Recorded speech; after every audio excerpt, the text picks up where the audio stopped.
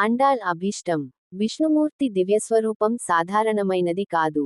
ఎన్ని జన్మల పాటు ఆరాధించినా ఆయన పట్ల తన్మయత్వం తనివి తీరదు. శాశ్వతంగా ఆయనలో ఐక్యమైతే తప్ప ఆ కోరికకి అంతముండదు. అదే సాధించింది గోదాదేవి.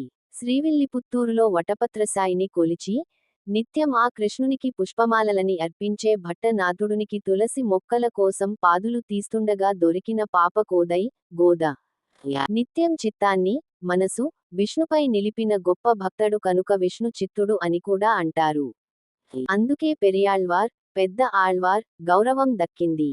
తండ్రి రోజూ భగవంతుని కోసం చేసే మాలలను ముందుగా తానే ధరించి, బావిలో చూసుకుని మురిసిపోయేది. ఆ విషయానికి తెలిసిన తండ్రి అపచారం జరిగిందని బాధ పడుతుంటే వటపత్రసాయి కలలో కనపడి గోద భూదేవి స్వరూపమని అపచారం జరగలేదని తను ధరించిన మాలే కావాలని అంటాడు.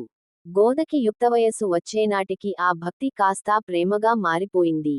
వివాహం అయితే అతనితోనే అని నిర్ణయించుకున్న గోదమ్మ, అతన్ని పొందేందుకు తిరుప్పావై వ్రతాన్ని ఆచరించింది. వ్రతంలో ఆచారాలని పాటించడం ఎంత ముఖ్యమో, సత్ప్రవర్తనకు కూడా అంతే ప్రాధాన్యత ఉంది. అలా గోదాదేవి తాను వ్రతాన్ని పాటించడమే కాదు తన సఖులు తనతో కలిసి వచ్చేందుకు ప్రేరేపించింది. తన చెలులను మేల్కొలిపేందుకు, వారికి వ్రత విధానాలను తెలిపేందుకు, తనలోని కృష్ణభక్తిని వెల్లడించేందుకు 30 పాసురాలను పాడింది గోదా. అవే ధనుర్మాసంలో వినిపించే తిరుప్పావై. గోదాదేవి ప్రేమకు లొంగిన కృష్ణుడు తానే స్వయంగా విష్ణుచిత్తునికి కనిపించి, తానుండే శ్రీరంగానికి గోదాదేవిని తీసుకురమ్మని, రంగనాథుడైన తాను గోదాదేవిని వివాహమాడతానని చెప్పాడు. అలా గోదాదేవికి వివాహం జరిపిస్తారు. పెళ్లికూతురిగా గర్భాయంలోకి ప్రవేశించిన గోదాదేవి అందరూ చూస్తుండగానే ఆ రంగనాథునిలో ఐక్యమైపోయింది. ఇదంతా భోగినాడు జరిగింది. ఈ సందర్భాన్ని పురస్కరించుకుని ప్రతి వైష్ణవాలయంలోనూ భోగినాడు గోదాదేవికి ఆ రంగనాథునితో అంగరంగ వైభవంగా కళ్యాణాన్ని జరుపుతారు. 30 పాసురము. వంగక్కడల్ కడైంద మాధవనై కేశవనై అత్తింగల్ తిరుముగత్తు అచ్చేయిళయార్ சென்னிரைஞ்சி అంగప్పర్ కొండవాత్తై అణిపుదువై పైంగమలత్తన్ అత్తెరియల్ పట్టర పిరాన్ కోదై சொன்னா సంగత్తమిళ్ మాలై 30 తప్పామే ఇంగుప్పరిసురై అప్పార్ 72 మాల్వరైత్తోள் செங்கல் తిరుముగత్తు అచ్చెల్వత్తిరు మాలాల్ ఎంగుం తిరువరుల్ పెత్తు ఇంబురువ రెంబావై.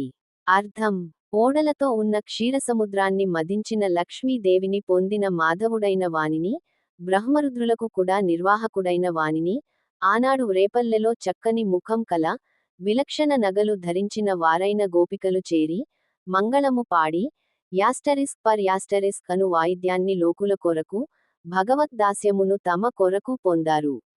అలా లోకానికి ఆభరణమై శ్రీ విల్లిపుత్తూరులో అవతరించి, శ్రీ భట్టనాథుల, విష్ణుచిత్తుడు, పుత్రికైన గోదాదేవి ద్రావిడ, తమిళ భాషలో 30 పాసురాలతో మాలికగా కూర్చినది. ఫలశ్రుతి: ఎవరైతే 30 పాసురాలను క్రమం తప్పక చదువుతారో, వారు ఆనాడు గోపికలు శ్రీకృష్ణుని నుండి పొందిన ఫలమును పొందగలరు. కేవలము అధ్యయనము చేసినంతనే, పుండరీకాక్షుడు, శ్రీవల్లభుడు, చతుర్భుజుడైన శ్రీమన్నారాయణుడే వారికి సర్వత్ర సర్వదా ఆనందాన్ని ప్రసాదించును అని ఫలశ్రుతి.